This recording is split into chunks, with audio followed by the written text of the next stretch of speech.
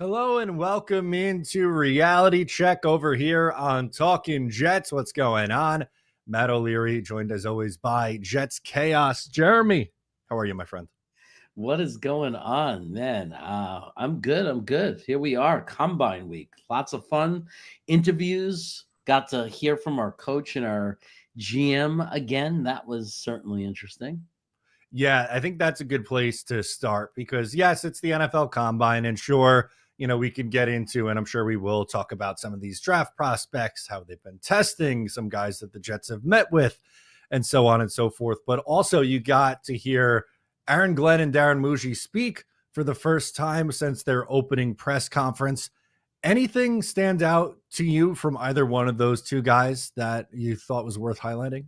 Yeah, I mean, so I call him Moogs, by the way. So if you hear me say, I'm trying to start a movement for Moogs. So he said something interesting that, and I want to say I recognize that it's very hard to know when they're just being vanilla. Like they asked him, would you be interested in trading up? And his answer was, and this could just be a vanilla response, right? But it sounded to me, it didn't sound vanilla. It sounded like he said, I got the sense that he was almost saying, yeah, we're going to look into trading up. But then he quickly said, or trading back. We'll look into trading back. We'll look into just picking. Like he said everything, which is very vanilla.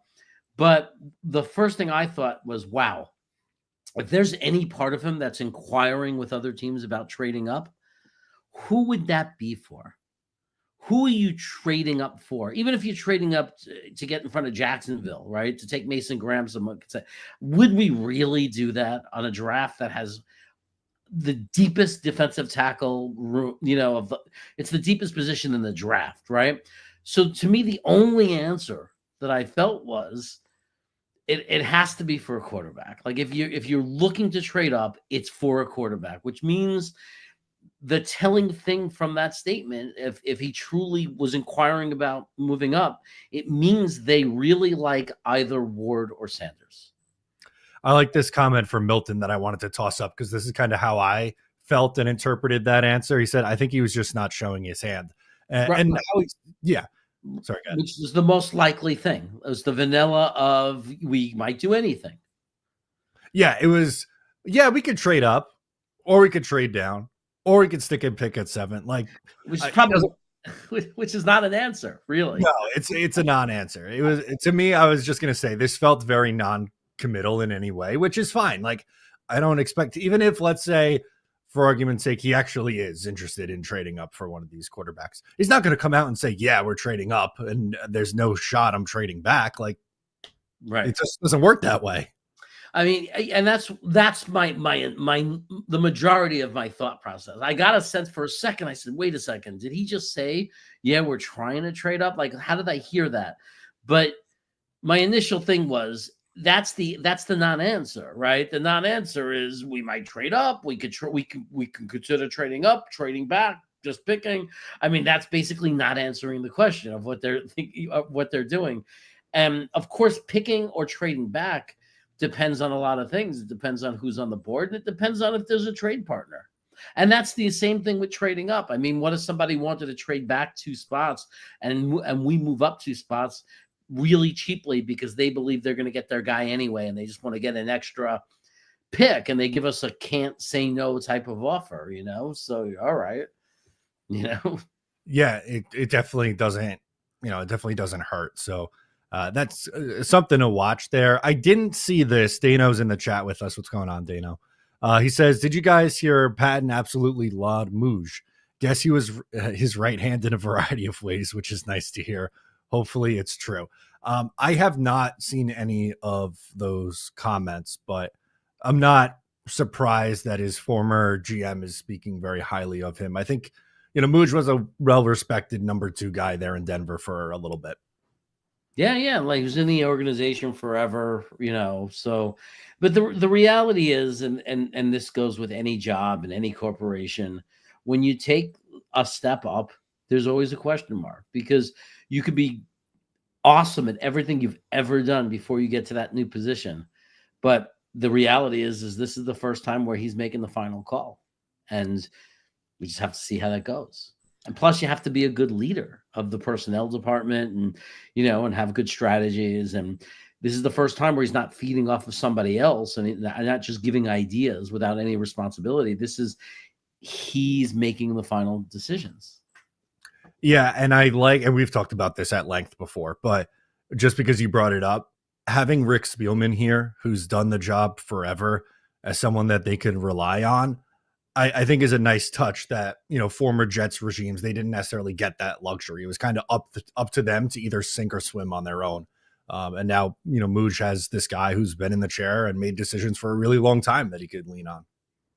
Yeah. Absolutely. It's nice.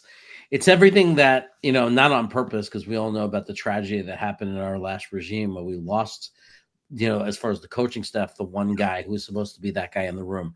But to have in the GM level and the upper management level, somebody with an experience takes away the sting of rookie GM, right? When you have this consultant that has Woody Johnson's ear, that's there to guide them, which is a great thing. And we also, I believe, have that in the coaching room as well. I believe with like Wilkes as the defensive coordinator, there's quite a few experienced coaches in that room as well, which is really nice. Yeah, Dano follows up with what the comments were. Said Muji was part of every decision we made and called him my go-to guy for everything. So solid sign that, he wasn't just, getting coffees in Denver for 10 years. He was in on some pretty serious decisions.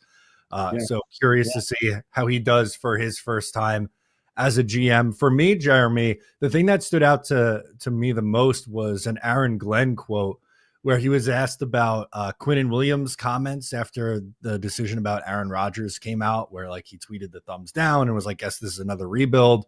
And what stood out, I like that he said, I talked to him. We're going to keep that stuff in-house, and it's not going to be the first time I'm going to have to make a tough or unpopular decision. I kind of like it. It felt like to me he was taking charge, and it's not like the players can kind of get away with whatever they want or say anything that they want. I'm sure they can go to Glenn and voice their frustrations or tell him like, hey, like this is why I reacted that way in Quinnen's instance. But then Glenn's just going to be like, well, here, X, Y, and Z, this is why we decided to make that decision. And that's it. That's final. And, that was exactly what I wanted when we hired a coach. Yep. And then with him, when he first started talking, what I liked was being from the Parcells tree specifically, I just want a no bullshit coach. I want a coach that is going to basically put culture and attitude over everything else. Yes, you need talent, but you know what? If you get stuck in this thing of, we can't discipline this guy, we can't make him angry, we need him talent. Once that happens, you're a loser. You're a losing organization. You've lost the team. Like one thing that Parcells never did was lose the team. It was very simple. You're going to do it my way or you're gone. And I don't care what your name is. I don't care what your stats are, because the what you have to understand, and I believe in this so strongly, is before talent, it's about team. And it's about the culture of the team and everybody being unified in the mission and being together and doing what they need to do. And if I don't care what your name is, if you're against that, if you're negative in the locker room, complaining in the locker room, if you're a cancer in the locker room, I don't care who you are, you gotta go. Yeah, I think that's a good point to bring up in talking about just how he's going to handle the guys and, not getting pushed around. It's very obvious who's in charge. And that kind of reminded me of something else that came out yesterday. Did you see the report from the NFLPA with all the different rankings of like the facilities and ownerships and all the Jets stuff? Of course. How could I not notice that? I mean, it's screaming of a job opportunity for me. I mean, we always say that if the fans own the team, or if everybody in our chat, if I own the team, they always put me in charge of catering. Right. And when you see a C+, you're located. I mean, a C-, it's even worse. When you're located in New Jersey, right outside of New York, how in the world are you a C- 29th in food? How is that even a thing? That's disgraceful. So I already have a job for that organization where I'd be better than somebody there, because if you put me in charge of their dining area and their food, I guarantee you it's not gonna be a C minus. No, I think I'm surprised that you're in a way surprised, in a way not surprised that you're more upset about the food than you are ownership being dead last. Well, I knew that. Oh, okay. Like, I knew that the ownership was terrible. Like, the F doesn't surprise me. That's just affirms what we knew, right? But the food, man, the food. I mean, we had a guy on Twitter send a Taylor egg and ham, or pork roll, egg and ham, whatever you want to call it, and cheese sandwich to the facility. I mean, there's great food all over the place. How the hell do you miss on that? Yeah. And what's frustrating with this is so much of this really seems fixable. Like, yeah, ownership being F right now at 32, like, you can't change your owner. Woody Johnson's here. But he just has to get out of the way. Yeah, one, get out of the way. And two, I think while at times, yes, he invested, like, he ponied up the money to get Aaron Rodgers. But while also at the same time, I'm not convinced he's willing to, like, throw the money at other areas of the business. For instance, the training staff and having a, modern training facility and, weight room and strength coaches. Like, they're bottom of the league in strength coaches, weight room, training staff, training room, locker room. I've heard some rumblings that there's going to be a new locker room after OTAs. So we'll see if that comes to fruition. But I've heard some not so great things about how the Jets handle some of the, like, extra stuff and game day ops, so to speak. Yeah. I mean, look, I think you nailed it in, everything on this list is so fixable, right? But the one thing, and the one thing that we should be focused on, we have a new coach, so that doesn't matter anymore. So that whole staff changes. The only thing that really be concerned about and wonder if it's going to change is the ownership. That's the glaring thing. You could throw everything else out, new regime, it's going to be, is Woody Johnson going to get the hell out of that locker room and just sit back, let Spielman be the senior guy, let Moogie do his job, let Glenn do his job, and those things could turn around so quickly. And with Woody Johnson, it's just, if he can do those things and just stay out of it, his score could change significantly. He might never be looked upon as this great guy that we love, but he could at least get to a C where everyone will just say average. Like, I don't care. He's a non-factor. I didn't see him all year. And that's what they want. They just don't want to, I think last year he was like 21 or something like that, which is whatever. If he's the 20th best owner in the league, fine. Well, he fired Saleh after week 5. That's why he's got an F. That's why they hate him. That's why they're angry at him. He fired their head coach and just torpedoed their season. Yep. I mean, he fired their coach based on emotion with no plan whatsoever. And basically said, your defensive coordinator is still your defensive coordinator. He's now the coach also. That's going to fix it. Good luck. I mean, so stupid, so ridiculous. To say that, basically was saying that by not having a plan and not replacing Ulbrich as defensive coordinator, what you're basically saying is everything is great the way it is. And if you didn't have Saleh, we're better, that he's actually a negative. And the reality is no matter how much you might not like Saleh or want Saleh, we were definitely better with him if you didn't have a plan to replace him. To just take him completely out of the equation was stupid, because we always knew the defense was driven by him. Right. Frustrating. But we have a couple comments on your new look. Tony Alexio saying Chaos has a new profile without the glasses. Love that. And then Dano has a good question. Does food taste better now that you could actually see it? It is, and it does help with the presentation. No, I mean, look, I don't know if the no glasses thing is going to last forever. When my other eye gets operated on, we have to see if reading glasses hurt or help, because the distance to the computer, I don't know yet. Like, it's going to have to be looking at the computer and then putting them on. Right now, glasses don't help me at all. They do nothing, which is why I'm not wearing them. But I'm living in a weird world, man.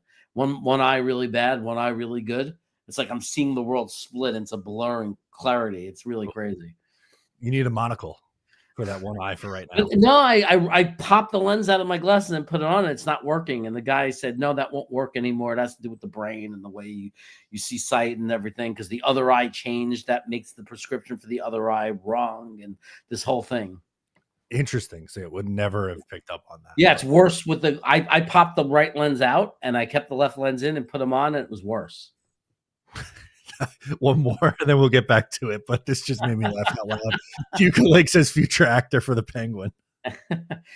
They keep saying that, but because nobody understands, I'm not 5'5", guys. I'm like 5'11", and I'm not I was, but I am no longer overweight.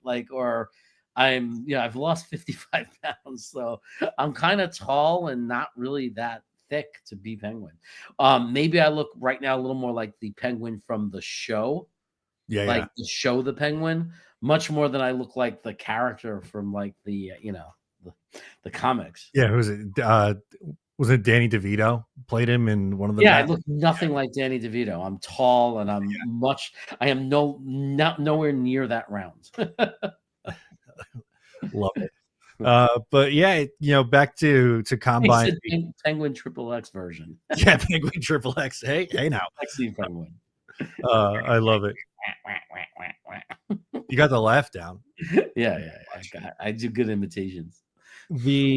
With the Jets at the combine this week, are there any players that the Jets have either met with or you would like them to take a specific watch on that jump out to you?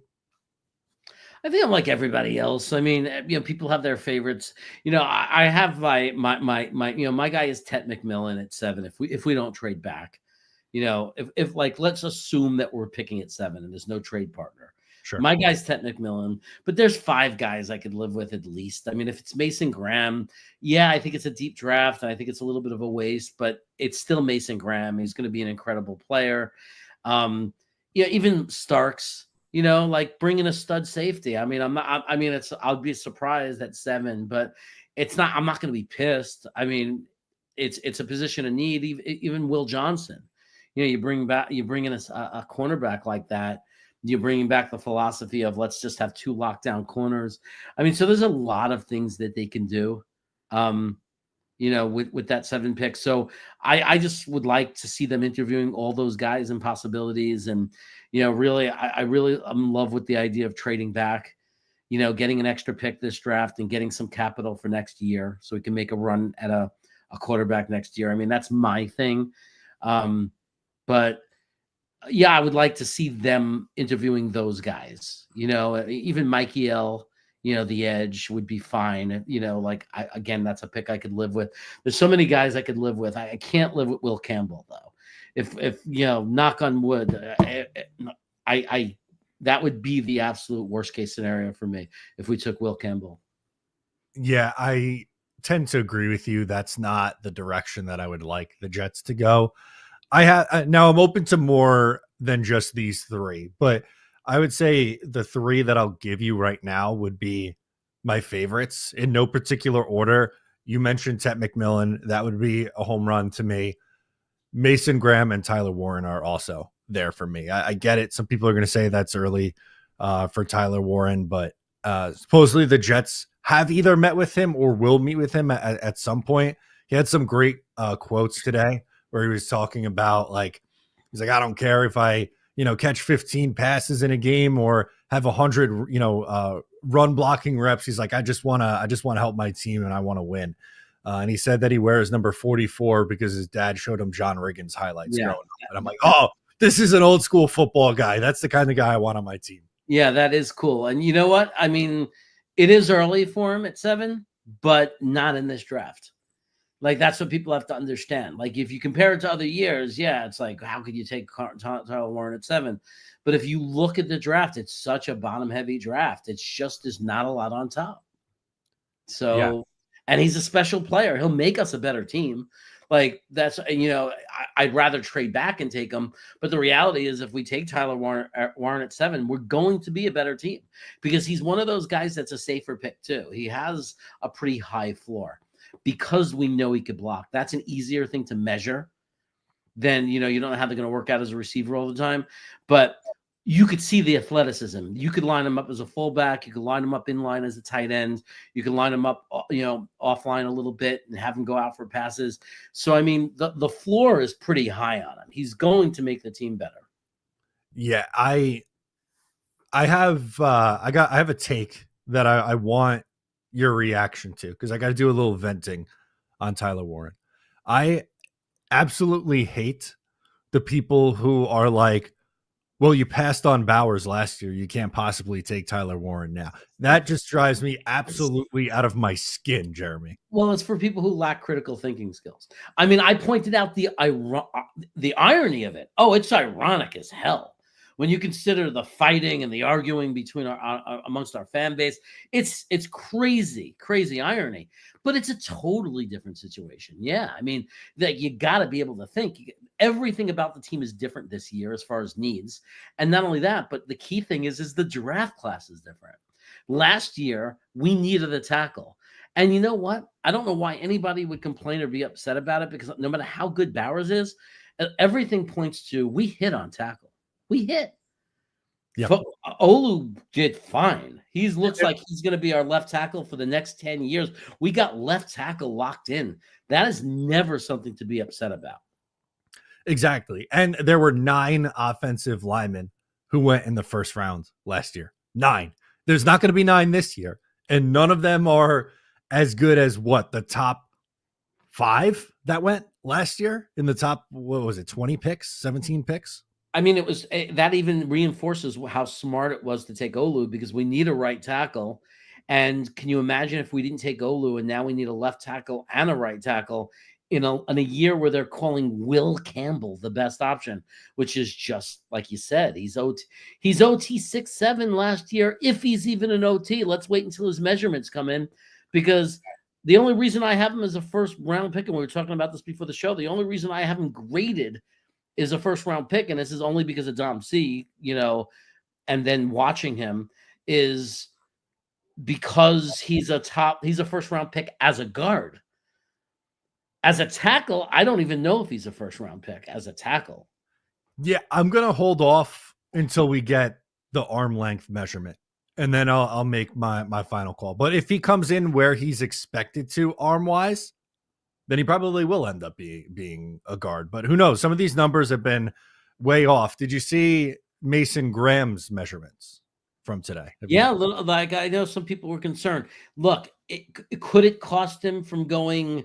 If New England was thinking about him, or, can he go from like he was going to be top 4 and now he's going to be, from somewhere between 5 and 10? That would be that. I could see that happening. That could really happen. Like New England, it's possible, or a team, could change their mind. It's possible. He's not slipping out of the top 12. Like, that's not happening. You know what I mean? I can't even see him slipping out of the top 10, honestly. There's no way he's going to get past 11. I'm forgetting who's picking it. Somebody's picking at 11 that there's no way in the world they would pass on him. San Francisco, I think? Yeah, I don't think the Niners would pass on him if he slipped to 11. I think if he was there at 11, the Niners would sprint to the podium.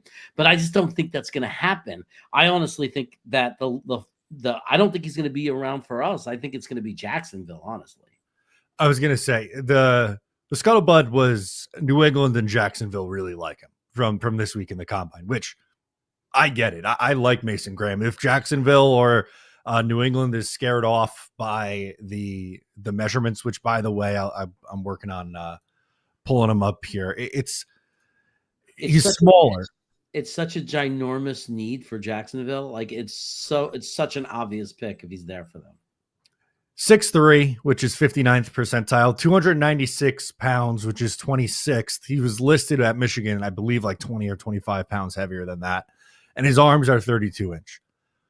But this to me is a one where you just got to go, I watch him every week, and he's dominant every single week against the toughest competition. I mean, he dominated Ohio State. Yeah, both him and Grant had very good games against Ohio State. Right. I mean, and he did it consistently. He did it when it counted. He did it in clutch moments. I mean, it's not the offensive side of the ball. It's not the tackle position. I understand, arm length, very important in the tackle position. I'm not saying it's not important at all, but it's not at the same level. It's kind of like when you have a big receiver, run a 4.7. It's like everyone could freak out, but it's like, yeah, but he's a big receiver. He's a different type of receiver, right? And he's gonna make different types of plays for you. It's the same thing. I mean, it's not every measurement in the combine is the most critical for every position. You have to look at the position. And do I think it's concerning? Do I think it harms him or hurts him more than it helps him? Absolutely. Do I think that's going to be enough to push him past Jacksonville? Very hard for me to see that. No. And this time of year too, I feel like we try to galaxy brain everything and like we start overthinking prospects at this time because we've talked about him for so long and it's like, oh, well, this guy, is 26th percentile in something and he's going to fall 10 draft slots now. Like, I don't know. I don't know if the NFL is going to view it that way with these guys. Yeah. I don't, I just think that if there was a compatible player, I just don't think it's going to have that impact. I agree. Because right now there's such a separation too from the top, 8 players and the rest of the field. And then it gets really heavy, like from the 2nd to 5th round of where the good quality is and like the good value. It's just the kind of year where I don't think that there's a lot of opportunity for these different combine factors to really change that much. I think maybe the biggest opportunity is quarterback. And I'm not talking about the top of the board. I'm talking more about guys slipping into the first round based on like 𝐒𝐿𝐴, for example, as a guy who might come in and score so high athletically, you may see him pop into the first rounds. Yeah, good point. Let's go to Brian's comment next, who says, I don't know if you guys have talked about quarterbacks. We haven't yet, so this is a good one. But I'd rather just run it with a vet like Tyrod who can help install the offense for a first-time play caller. I know how you feel about this quarterback class. Are you on the same board with Brian here? Yeah, it's all about next year. I mean, it's just like, there's no quarterback in this draft that excites me or assures me, oh, this is the guy. This is a guy that has a very high floor. Either one could be a superstar. 3 or 4 of them. I mean, I'm not arguing that. I mean, Ward might end up being amazing. He might be an incredible player, and Shedeur Sanders might be incredible. The problem is they also might be complete busts because there's just not enough evidence, in my opinion, like there are some years with some quarterbacks. So I believe that any quarterback could be a hit, but I judge it by how much risk. And I think there's going to be a lot of guys that are less risky next year than this year. That's where I am too, which the trade up for a quarterback this year doesn't make sense for me because that if you're trading up for a quarterback, you probably have to get up in front of the Giants, I would think, right? So that's trading up to 1, maybe trading up to 2. But you're probably giving up next year's first round pick to get up there. And I just don't have the confidence to do that for any of the 2 guys in this year's draft who are going to go in the first round. And like, I'm not one of those either who's like the Jets have to come away with a quarterback like Kyle McCord or Will Howard in the middle rounds too. Like if they do, okay, fine. But if they don't take one this year, I'm not going to be like, oh my God, like this is some massive mistake. How do you not take a swing at the quarterback this year? It rarely works. I'm not saying it never does. I'm sure someone's going to in the chat name a trade where it worked, but it rarely works. The team that's giving up lots of trade picks usually loses. Denver. I mean, they're greatly ran because they're fixing it right away. But obviously, the Russell Wilson trade was a disaster. San Francisco trading up, they saved it with Brock Purdy, but that trade up for Trey Lance was a disaster. All the way back to freaking Minnesota, trading all their picks to the Dallas Cowboys for Herschel Walker was a disaster. Like giving up lots of picks usually does not work. Did it work for Seattle when they traded for Jamal Adams? You know what I mean? Like it usually just doesn't work. It's so you have to just absolutely be certain. Like, who's the quarterback this year that you're giving up next year's first, 3 number 2 picks, and taking that kind of a hit on the ability to fill your roster with real quality players? Who is it that you're going to argue is worth it? Now, everybody has the upside. Yes, if they hit their ceiling, they're worth it. Sure. But is there a quarterback in this draft that doesn't have a floor that's a bust? I mean, you got guys that are playing, like if you watch, there's things to like, but there's just not enough evidence that they're going to translate to the NFL. You don't have an Andrew Luck this year or a Peyton Manning, or you just don't have that kind of guy coming out into the draft. No, there isn't. But it's different if you're picking in the top 3 and you don't have to give up anything.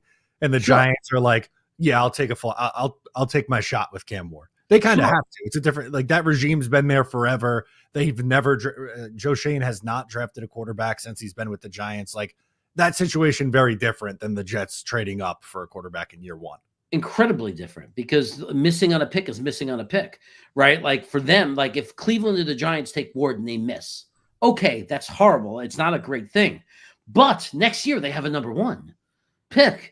I mean, like, if you trade up your number 1 from next year and your number 2s, it's not just I wasted my number 1 pick.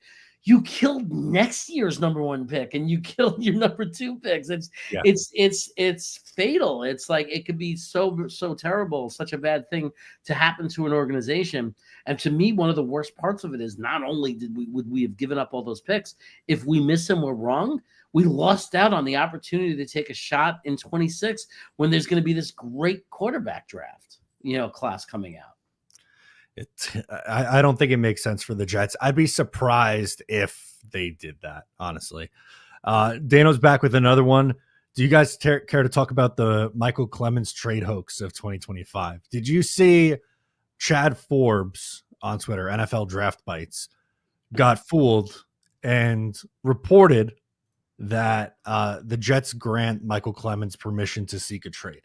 Like, a random Jets account tweeted that out, and he must have saw it and was like, oh yeah, let me hop on here. So I quote tweeted it to just be a dick. I quote tweeted and I said, I've also been hearing the Jets have given Zach Kuntz permission to seek a trade. That's great. It's so stupid. Clemens, go ahead.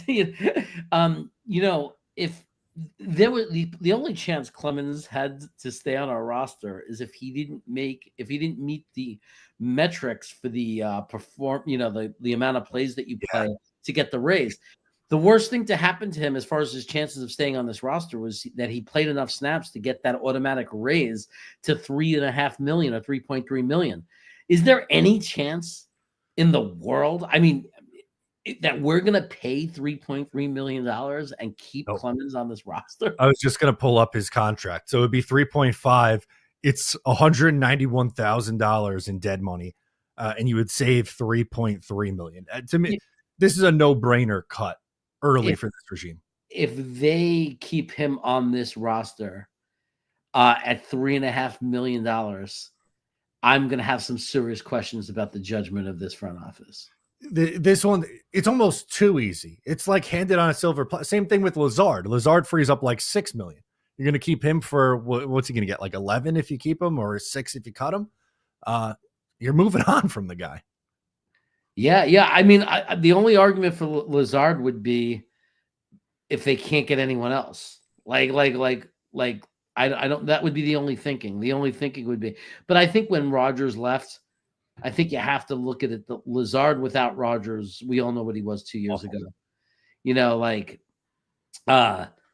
I think you just have to move on to just change the room. But that's why if we don't take McMillan, I'm so concerned, because there's just nothing after Garrett Wilson in that room. Malachi Corley is such a question mark, and even he is not a boundary receiver. We know he's not a boundary receiver.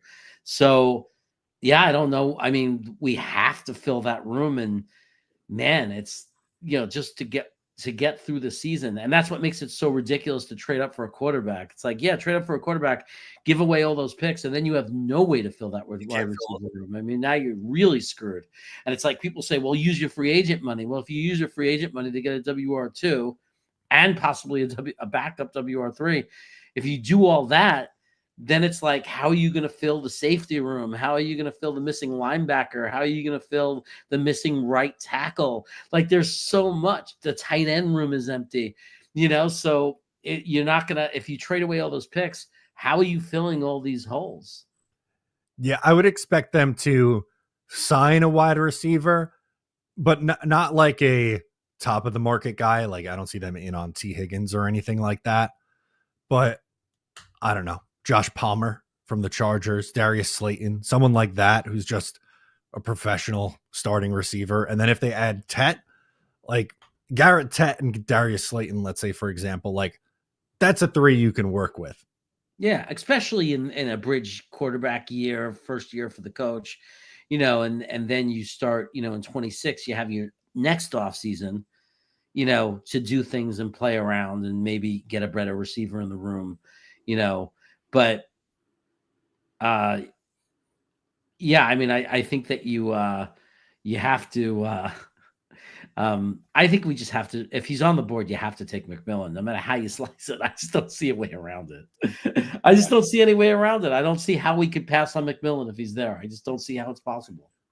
Now, are you worried at all, like, about what he runs this weekend, like time wise? Are you like, oh, if he runs like a 4.6, are you suddenly like, I don't want to take him? No, I expect him to be a 4.6. Like I like, if he's a 4.5 or better, then I'm pleasantly surprised.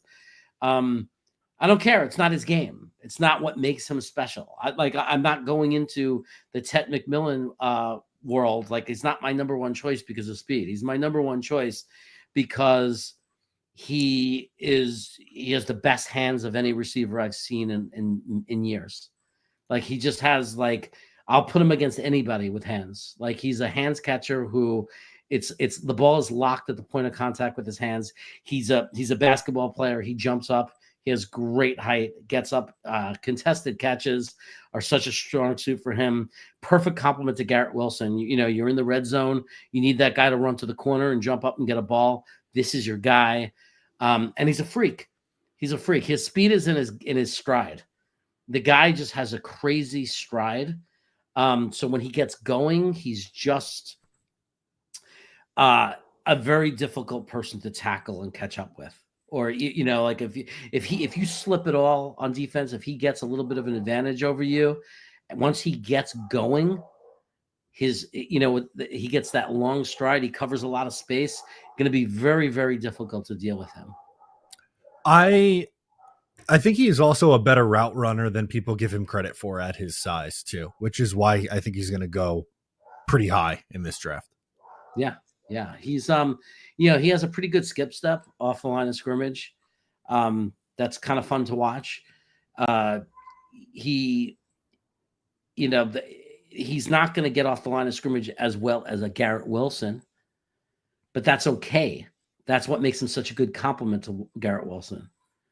Like, if I'm designing the scheme, I got one receiver who gets off the line of scrimmage. If I want to do quick RPOs, like, quick slant, I know who my guy for that is. That's Garrett Wilson, But if my guy, breaks out of the pocket and looks up downfield, I know who I want running across the field. I know who I want posting, doing a post to the end zone. It's like, that's McMillan. And I was going to say too, one of the reasons why I'm so high on either McMillan or Tyler Warren for the Jets in the first round, this team sucks in the red zone.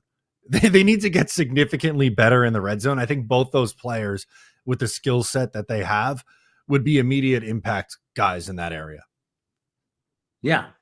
Yeah. No question about it. I mean, what a deadly combination for different reasons. You know what I mean? We've seen Garrett get wide open, and this guy is your guy. If nobody's open, just put him in the corner and throw it to his, whatever corner, throw it to the opposite shoulder and just let him do his thing. Now, NY Jets fan 4 says, I'd rather Ibuka. That's someone I know you're a big fan of trading back. I would be open to that as well. I just don't know how likely it is that someone is going to want to trade up. But if you're moving back and you're picking around in that like 15 to 20 range, I think that this would then be my target at that point. Different football player is my number 2 WR on the board. He's definitely not as good as McMillan for us because he doesn't work as the complement to Garrett. It's like you're getting a lot of the same thing as with Garrett. I mean, which is not a horrible thing. You're getting a guy who could play in the slot, a guy who could play on the outside on the boundary, right? But you see how he's going to be utilized. Probably a combination. I think Dom C said Amon St. Brown would be a good player comp in the way in which we would use him. I'd be all over it. Ibuka, if we traded back and got Ibuka, it's 7 is too high for him. But trading back and grabbing him, that's a home run to me for sure. Now, Dylan has a question on a different receiver on the Jets roster. Honestly, haven't spent much time thinking about him, but what about Xavier Gipson? Does he stick on this roster? I don't like Gibson at all. To me, he has, it's just like the loser crap that the Jets have been. That's what Xavier Gipson represents to me. The guy that you keep thinking is going to be good and you're waiting for him to be good. And it's like that you're saying, oh, but you can in your head imagine him being all quick and dangerous. And every time we received the punt, I was terrified. Right? You don't like 5'8" receivers who are not good punt returners either? Every time he's back there to return a punt, I'm terrified. Right? I mean, it got so bad to the point where I would scream, just let the ball go. Right? Just don't touch it. Get out of the way, don't touch it. And then as a receiver, he's terrible. He's just terrible. Whatever the reason. Maybe he was misused. Maybe I could be proven wrong from him being coached. But he wasn't good. He's not explosive. He doesn't find the space well and get open. He's not that slot guy on third down that finds a way every time. He's not the Wes Welker, that you dream of out of a slot. He's far from it. So, you know what I mean? I'd rather have Berrios back. Not now, but I miss the old Berrios more than Xavier Gipson. Yeah, Dano, this one made me laugh from Dano. Gibson calling fair catches with nobody near him.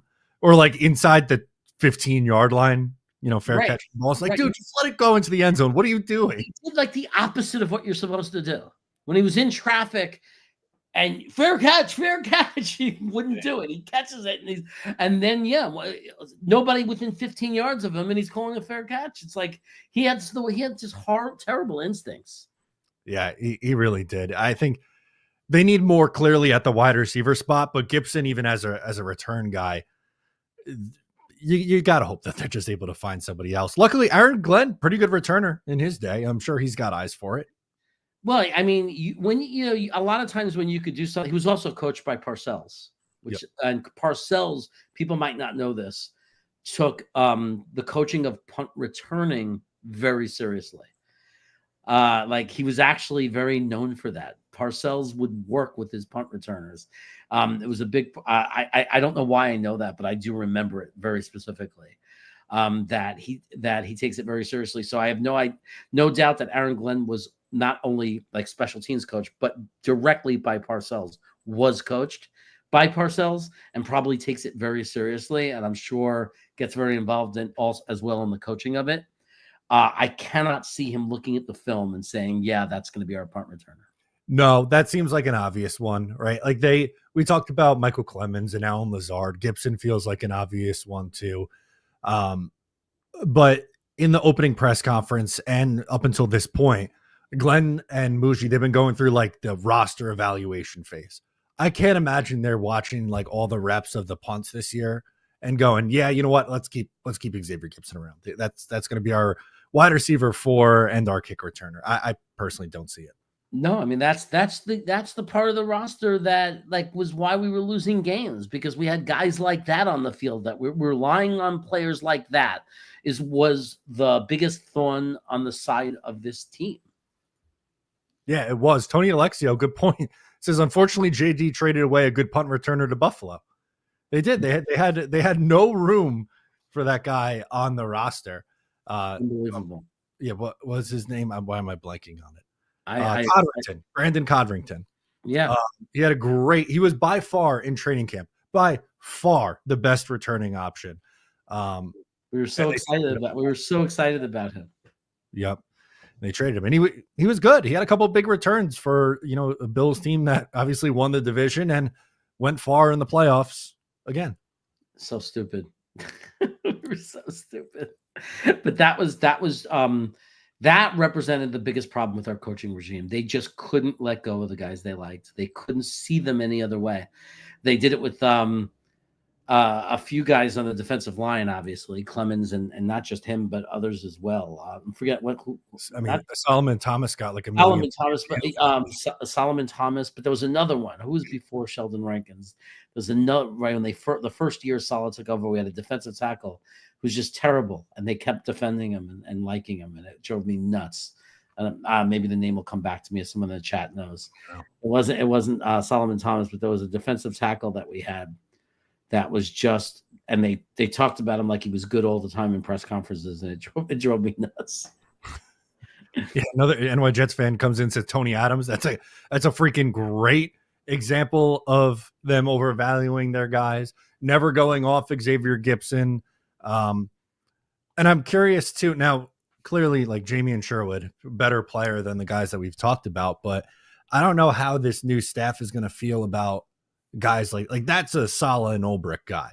Is that also going to be an Aaron Glenn guy? Like, I'm curious to see what kind of turnover we get on some of those players. I think in this system, I think that it's a little tricky with him and Williams, because I don't think the two of them combined work with what Wilkins is going to do. Okay. I could be wrong about that, because I think they're going to want a big traditional linebacker also. They're going to want 250, 265, the big, thick, tall, strong, shed off blocks, physical linebacker like that we went away from. We went towards you could turn a safety into a linebacker. I don't think that's this guy's system. Like, I think that this guy is going to want to have a quick coverage type linebacker, but also the brute. I think I found the guy you were talking about in 2021. Yes. Nathan Shepard? Yes, thank you. Drove me. They would not give up on that. Like Shep, he talked about him like he was his best friend. Remember in the press conference? He was there in 2018 too. So he lasted three different coaches with the Jets. It's amazing. He was terrible. And Saleh would talk about him like he was good. Shep. And we're real proud. We got Shep there. And I'm like, what are you talking about? He's terrible. Get him off the team. He was like 27 when they drafted him too. I mean, we would just, but also what drove me crazy is every defensive tackle that couldn't make it for the Niners, we just sucked up.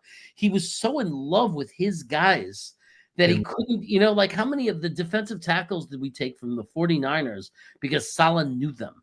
That, how restrictive that is? That means there's 29 other teams in the NFL that feel like we completely ruled out at defensive tackle. We only looked at the Niners and took their rejects. How freaking frustrating is that?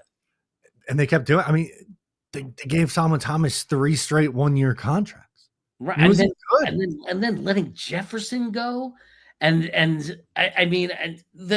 JFM. I know he wasn't a tackle, but still the moves that this team made, they let JFM go so they could pay Kinlaw. And that wasn't cheap. They gave him like $7-8 million, if I remember correctly. Ridiculous. Just ridiculous decision making based on his emotions and not able to just look at the freaking film.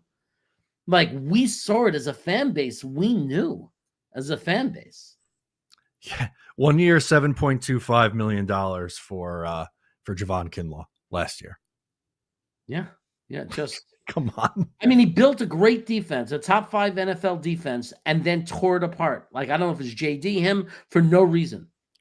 One of the biggest things, and I hate to go back and talk about things that have already happened like this, but I remember on the draft stream, because they traded JFM last year during the draft, and I remember being so frustrated by it, and they believed that Michael Clemens was ready to step in and be that guy for them. I'm like, I have not seen anything in the last 2 years that makes me believe that he's going to be able to come in and do all the little things right that JFM does. And same thing with like 𝐒𝐿𝐵𝐞𝐞. And they think, oh, like you let Bryce Huff walk, let's bring in Hassan Reddick. And forget that he wants a new contract. We're going to trade for him anyway. It's like it was ridiculous what they did to the defensive line. That bothered me, I think, the most is how it was such a strength for this team, and they completely dismantled it this year. It's mind-boggling. And you know what? That may have been the biggest. I mean, we say kicking coach, like, of all the things, the biggest difference between last year's team overall, even, and the other 2 years. All I want is, what could this team have been if we had the defense from the 23 season with the offense from last year? Like Aaron Rodgers with the 28 touchdowns, the 11 interceptions or whatever it was, and the 3,700 yards. Imagine putting that season with the 23 defense. And we could have had that defense, but we just dissected it for no reason. Don't forget about Leaky Fotu. How can we forget about Leaky Fotu? Good call, Yeti. What did he play? 2 games this year? How many games over under? How many games do you think Leaky Fotu played for the Jets last year? I think 2 or 3. 2.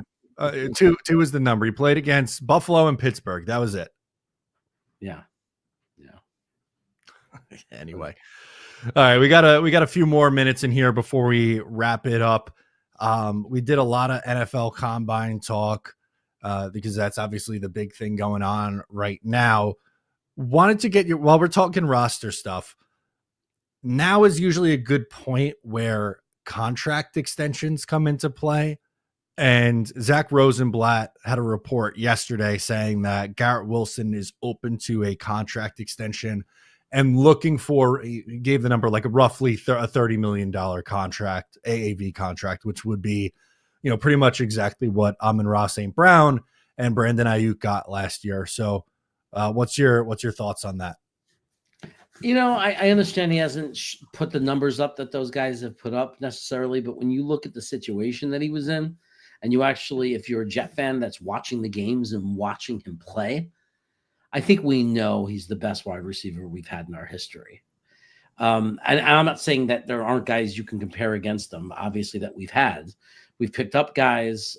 I understand Al-Toon. I was alive for that. I grew up through Al-Toon and, and Johnson, later on, like throw me the goddamn ball, Keyshawn. So like, I know, but I think like no Jet has had a better wide receivers had a better first 3 years of their career.